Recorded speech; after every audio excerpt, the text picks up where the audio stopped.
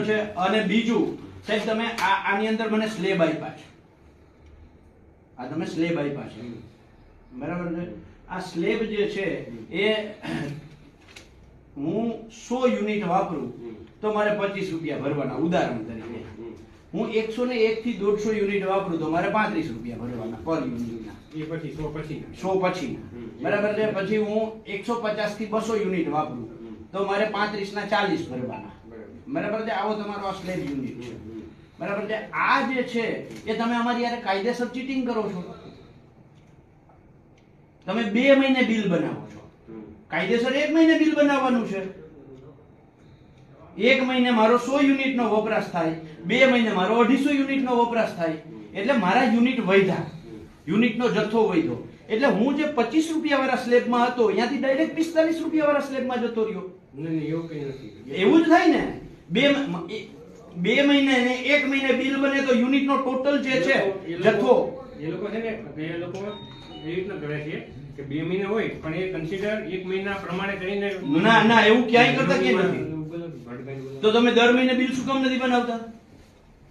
તો તમે દર મહિને બિલ શું કામ નથી બનાવતા? અમુક કેટેગરી છે એનું બાય મંથલી બને છે, અમુક મંથલી બને છે। હા પણ તો તમે 2 મહિને અમારું ઘર વપરાશનું બિલ 2 મહિને બનાવી અને આ સ્લેબમાં મારા બિલના ટોટલ યુનિટ વધે એવું તમે કરો છો, અને ટોટલ યુનિટ વધે એટલે મારો જે સ્લેબ છે સ્લેબ ચાર્જ ઉપર વયો ગયો। આ તો તમે અમારા ગ્રાહક હારે છેતરપિંડી કરો છો કાયદેસરની। એનું તો કેવી રીતના ગણતરી કરે ને હું તમને આપીશ તમને। અમારું છે કે આ જે તમે યુનિટ નું કહો ને બાય મંથલી ને મંથલી એ કન્સિડર કરવાથી કોઈ ફરક નથી પડતો। અરે ફરક તો પણ નથી પડતો તો મહિને મહિને બિલ બનાવો ને તમને શું કામ ભાઈ? તમે એનાથી 2 ફાયદા કરો। એક તો તમે એ કરો છો કે અમારા સ્લેબ ઉપર વયા જાય એટલે તમને વધારે પૈસા મળે, અને બીજું દર મહિને બિલ બનાવવાનો તમારો જે ખર્ચો છે એ 50% તમે ખર્ચો ટાળી નાખો છો। અને જે નોટિસ તમે આપી છે મને, આ નોટિસ જે આપી છે સાહેબ, આ નોટિસ તમે 2003 ઇલેક્ટ્રિસિટી એક્ટ ની કલમ 56(1) મુજબ આપી છે, બરાબર છે। આ 56(1) છે તમારી સામે। 56(1) નો પાર્ટ બી, બરાબર છે, એની અંદર બહુ સ્પષ્ટ લખ્યું છે 6 મહિને તેમના અને લાયસન્સ ધારક વચ્ચેના કોઈ પણ વિવાદના નિરાકરણ સુધી તેના દ્વારા અગાઉના 6 મહિના દરમિયાન ચૂકવવામાં આવેલા વીજળીના સરેરાશ ચાર્જ ના આધારે ગણતરી કરેલ દરેક મહિના માટે, શું લખ્યું છે?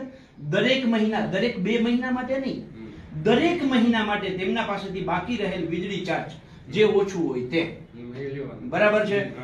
એનો અર્થ એવો કે મને તમે આ 15 દિવસનું બિલની આરે 15 દિવસની નોટિસ આપો છો, એ ખોટી છે, કારણ કે આમાં તો 6 મહિનાનો ઉલ્લેખ છે।